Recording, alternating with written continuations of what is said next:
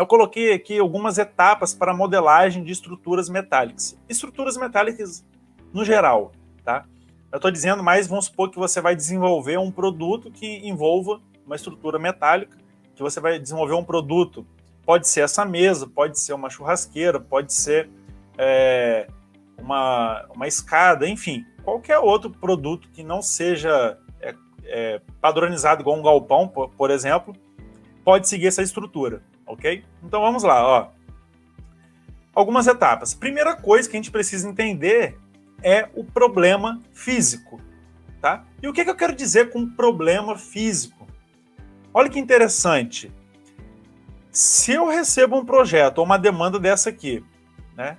No primeiro momento eu não vou ter isso aqui tudo bonitinho. Isso aqui foi feito depois que a gente recebeu uma demanda e a gente elaborou esse projeto, tá? Então vamos supor, eu recebo esse projeto aqui e eu preciso entender uma informação que é fundamental, é para que vai ser utilizado então essa mesa, né? Então a gente começa a entender as condições de contorno, para que vai ser utilizada essa mesa, o que vai em cima dela, né? Se ela vai ser para uma oficina mecânica, por exemplo, e aqui tem uma morsa, então a gente já começa a trabalhar com torção em chapa, né? A gente que vai aplicar uma pressão ali, a gente começa a trabalhar com outras coisas, então isso vai facilitar o nosso desenvolvimento aqui do nosso produto. Por exemplo, aqui, assim como o que vai de peso aqui em cima. Ah, Alan, eu vou trabalhar colocando motor de carro, ou vou trabalhar colocando, enfim, motor elétrico, eixo cardan, ou peças pesadas. Então você vai dimensionar com um fator de segurança, né, que atenda um limite um pouco superior do que está planejado para a utilização daquela mesa, tá? É claro, isso aqui também vai um pouco da experiência do projetista, né, do engenheiro.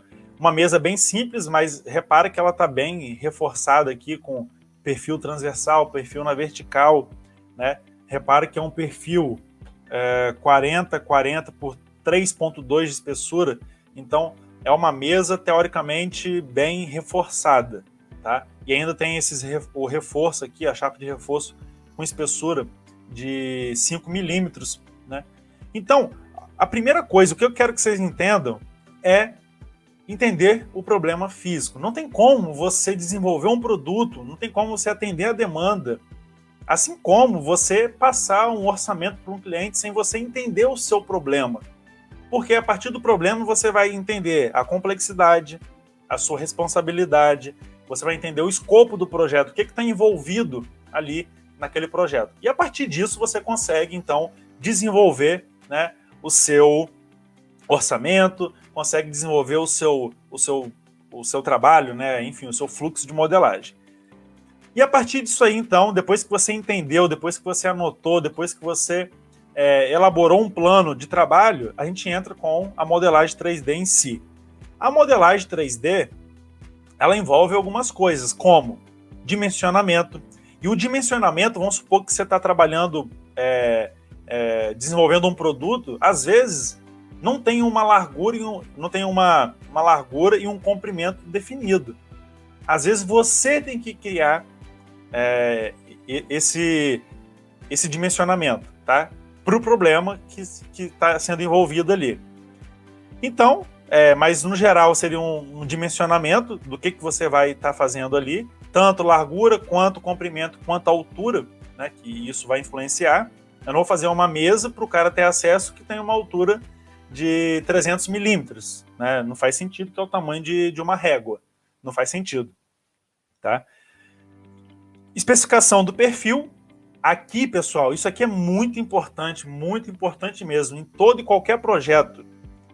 Quando você for desenvolver um produto que envolva estruturas metálicas, antes, verifique se o perfil ele é comercial, tá?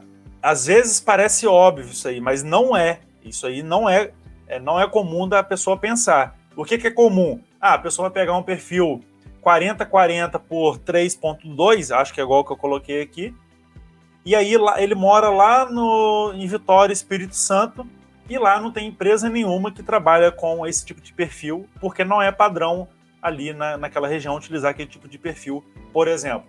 Então, você tem duas soluções. Ou você vai ter que encomendar de algum outro lugar para pagar mais caro, ou você vai ter que trocar todo o perfil do seu projeto, tá? Então, eu estou falando isso porque isso é um erro, né? Isso é um erro que acontece muito e você perde tempo porque você não observou que esse perfil ele não é comercial, tá? E quando eu falo que o perfil não é comercial, estou querendo dizer que ele não é fácil de achar ou que na sua região ele não é fácil de encontrar, tá? Então isso tudo demanda tempo e um pouco o custo também fica um pouco elevado.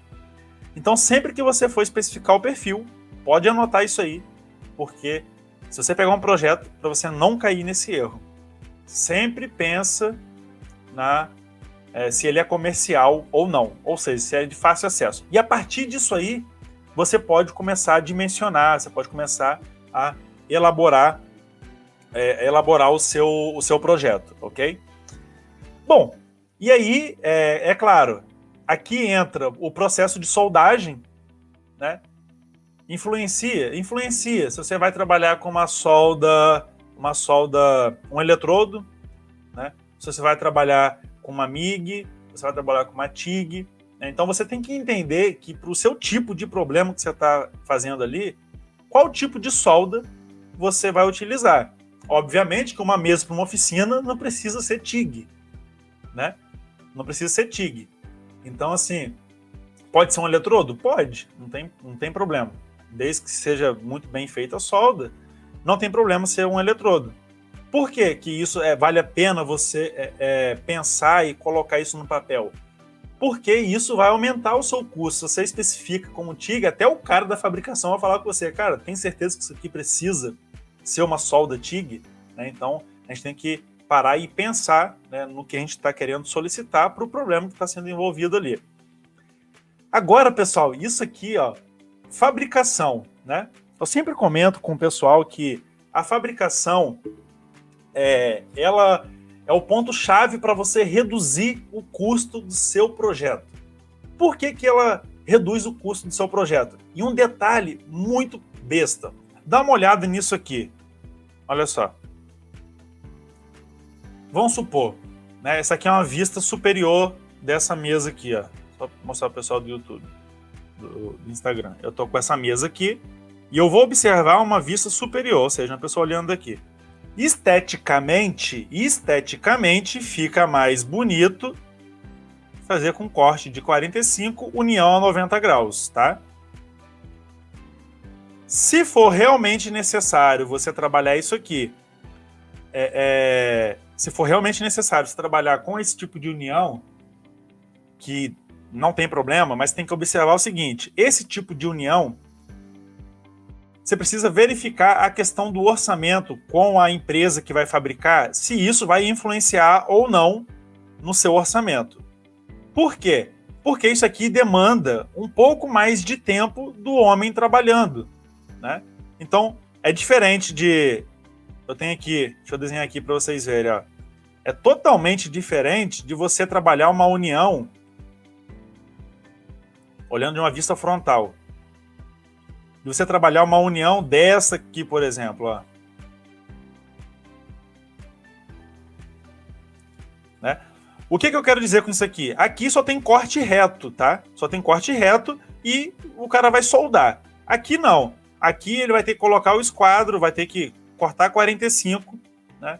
E depois... Enfim, aqui envolve um processo um pouco... não é complicado, tá? Enfim... Mas se você tem uma mesa que ela tem vários tipos de corte desse, você vai demandar mais tempo para o seu projeto. E querendo ou não, pro último projeto que eu fiz um orçamento para uma empresa, ele falou que se teria algum problema simplificar, que isso aqui também reduziria o custo. Por quê? Porque a minha premissa de projeto era custo-benefício.